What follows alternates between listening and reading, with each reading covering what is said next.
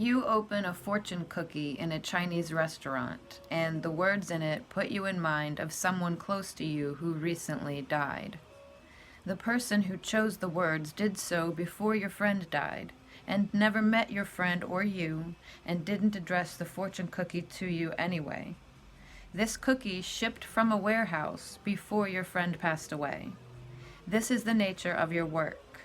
You don't know its purpose, but you must get it done and deliver it, so that it will be in the right place at the right time.